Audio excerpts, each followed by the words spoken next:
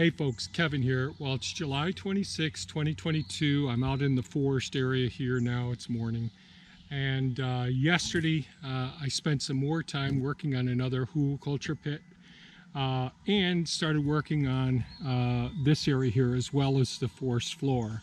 So this is an area, as I was coming down and working and cleaning this area here, I piled up a lot of the brush and trees that were in here that were all the way out to just the other side of these couple of trees right here. So I've been coming into this area. I have a whole bunch more places, but this is sort of what the pile looked like. So as I was working in here and all and trying to get a lot of the stone moved, I just go ahead and keep piling things up. And so yesterday I took Elon, the Takuchi TB290, grabbed some of these logs out of here and used the chainsaw to take off the root ball, take off some of the limbs, and went ahead and piled some of the logs up over here, which I had been piling over here if I had the chance to clean up some of the logs. They aren't completely cleaned. Last time I did this a few years ago when I put in some Hugelkultur pits, I ended up, because it took me too long, we don't burn that much firewood, and people didn't want the firewood. So I ended up cutting it up and making more Hugelkultur pits. So I've been working in this area here, and so I've got a lot of it. I got to get some more of this material out now so I can clean up the area. So one of the goals here is to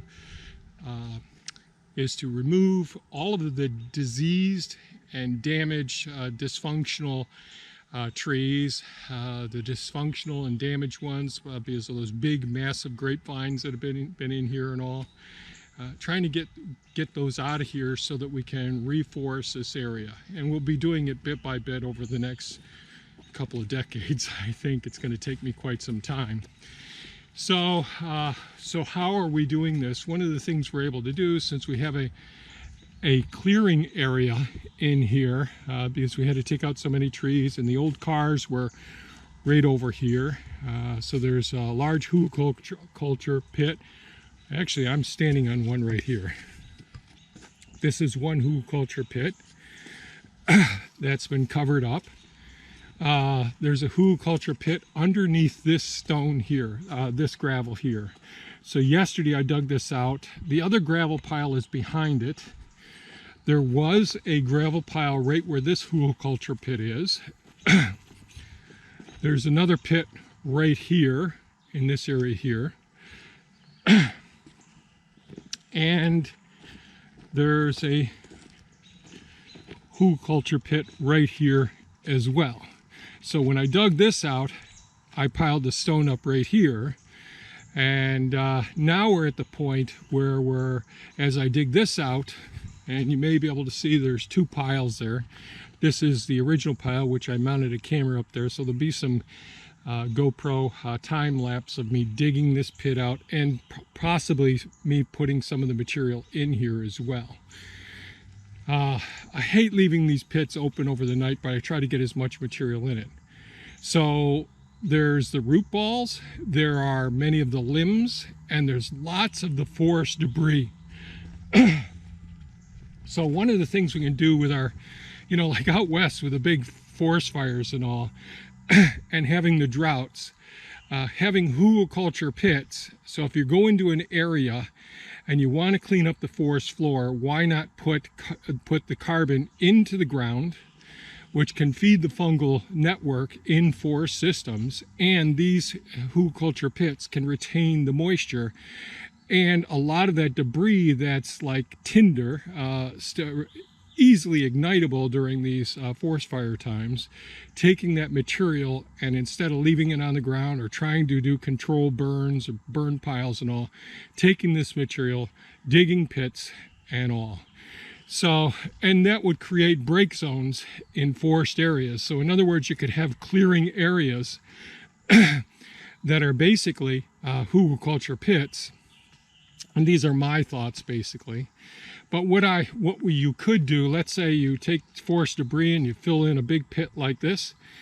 Then you could extend and make another hugelkultur pit right here as you're cleaning up more forest debris, and take some of this gravel material and put it on top of this area here. And gradually you can put more fire resistant plants in those areas as well. So those are just a couple of my thoughts. You know, there's so many things going on our planet with the global warming and all, and I'll try to make a video about my thoughts about why I'm doing some of the things I'm doing here. We aren't in an area that has big forest fires, but there are huge fires at times in these areas. And I think we need to take more responsibility and manage our forests and try to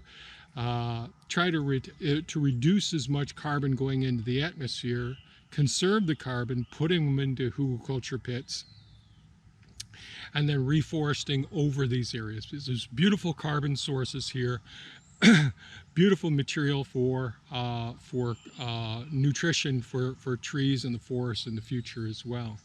And it's also one of the ways of, when we get the rains, letting some of the moisture sink down into these pits.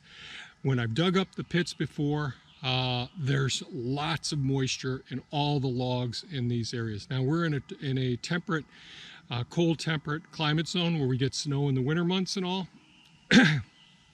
And we get rain in the spring and fall. But during the summertime, it gets pretty darn hot and dry around here as well. So those are a few things. So what's going to show up next is some time lapse. I put a camera up there on the other side of Elon here, and up there I had a camera, and then I put another camera in Pepe that was sitting here. I don't know how much I will show, but I've got to cut up some more of the material over there today, build this up. I've got at least another 4 foot of wood to put in here, and then I pack it down as best as I can, and then I use some of the material that's inoculated with mycelium from the forest floor. So all of the leaf material and mulch material, that can fit in here too. So that'll create the part of the fungal network down in here. It'll retain moisture, it'll keep carbon on the planet instead of going into the atmosphere. And this would be these are beautiful areas to reforest, these areas where the hugelkultur pits are around here.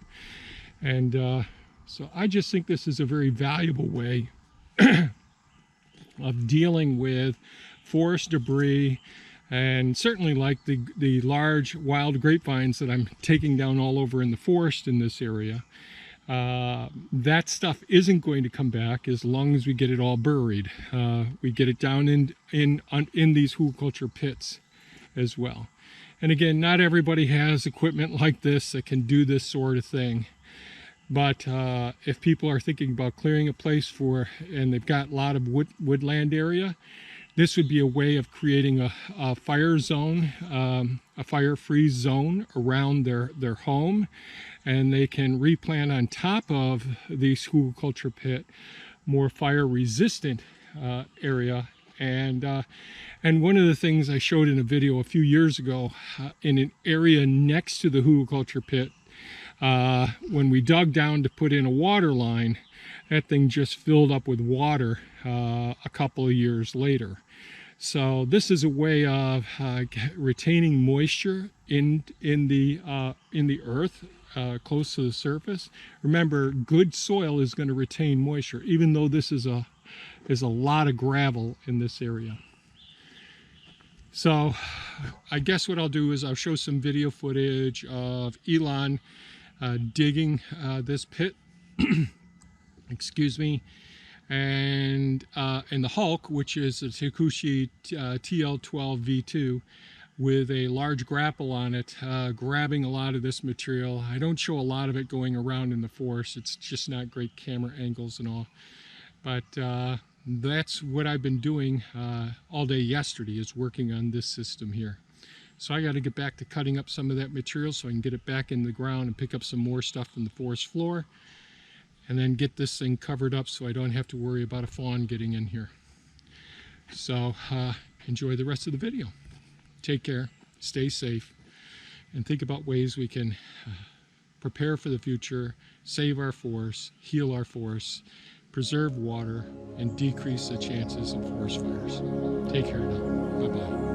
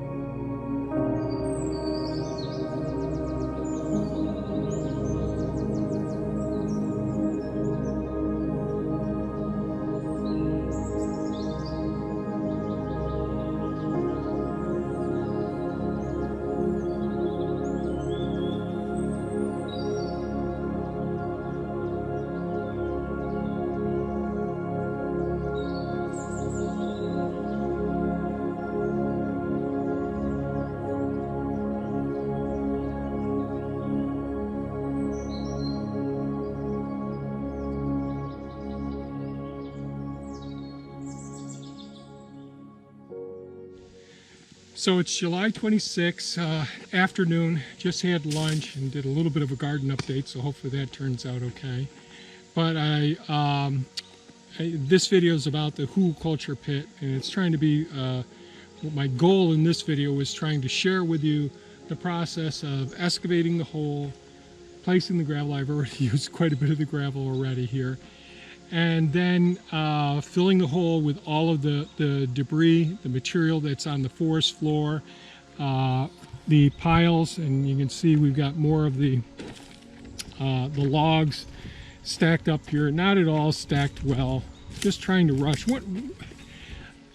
I guess what I should say is one of my goals when I dig one of these huge pits, and they are, I don't know that the video shows the size of these. These are pretty significant size pits that I create, and I like to get them filled in within 24 hours. I just can't get it done from morning until evening, and the reason is that I want to get this done so quickly is because of the deer and the fawns potentially getting into these pits and getting stuck in there. So I try to get them dug out and get as much in there, put the excavator over it, to park it over it for the evening, and then come back and work on it and do as much as I can of cleaning up the materials and all. So so here's the pile of the logs that we got so far. This is over the last couple of weeks working down here, and I've still got another pile down and back. And yes, this is quite a disorganized. It isn't trimmed well. But it's in one location, and I've gotten a lot of the material out of here that was all stacked here with all the brush and all. Came over with the chainsaws, and I've got I should do a review. Like I've got a Husky, I think it's a Rancher 20-inch, I believe is what it is, Husqvarna chainsaw, which is really fantastic, and I have several different chainsaws. But we also have the Ego electric, the battery operated chainsaw. And that's probably the one that I use the most. And that gets a lot of work done with the logs that we're dealing with, and cutting up a lot of the brush so I can fit it into the pits. So there's still some more material here. The stone walls are up in that area there. Only a little bit of stone wall left down in there. I'm going to move the rest of that I've got piled up down there down into the roadway going to the next property. So I'm jumping around, going in different places on the property, trying to make sure that I have enough material for the foundation, the base of the roadways, and then enough of the gravel depending on the quality of the gravel. But today's video, my main goal was to show you how we can use these Hugelkultur pits. And if you've got a clearing area like this, and you can do it in very densely packed areas, trying to reduce, not involve too much of the roots of the existing trees that you want to save there.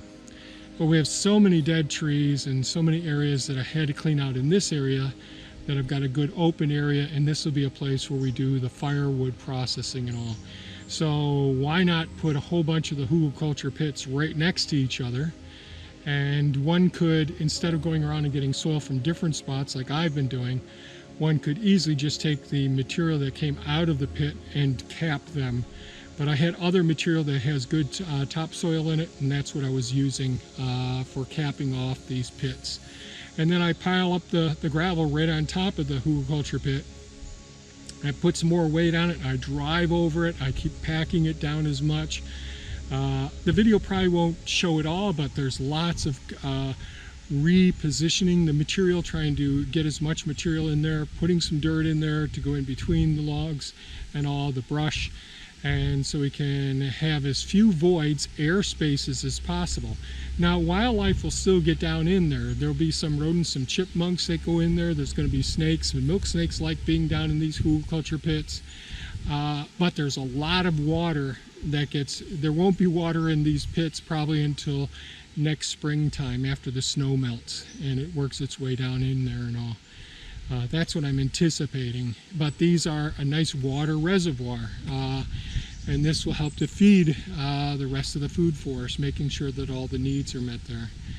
But this will be a staging area transiently here where we can do our firewood down in this area. And I can keep working on this area bit by bit. I'm pretty happy with how much we've gotten done so far. And so one of the other goals is working on the roadway down there as well. And I'll try and give you an update on that. Maybe take some more Skydio 2 video of that as well. So that's about it. I'm going to get back to work.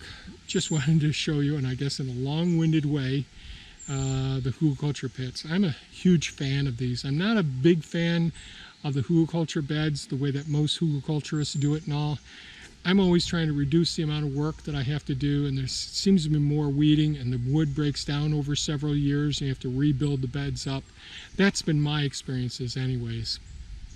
But these Hugelkultur pits, man, I've been doing this now for over 10 years, 12 years now, and they seem to be a very valuable technique that we can use on our property to change gravel area, reduce the chances of fire, increase soil retention, carbon sequestration, and moisture retention in the area as well. And also, as a side advantage, in our case, since we're on a gravel area, getting that gravel to do some of the work that we want to do around the property.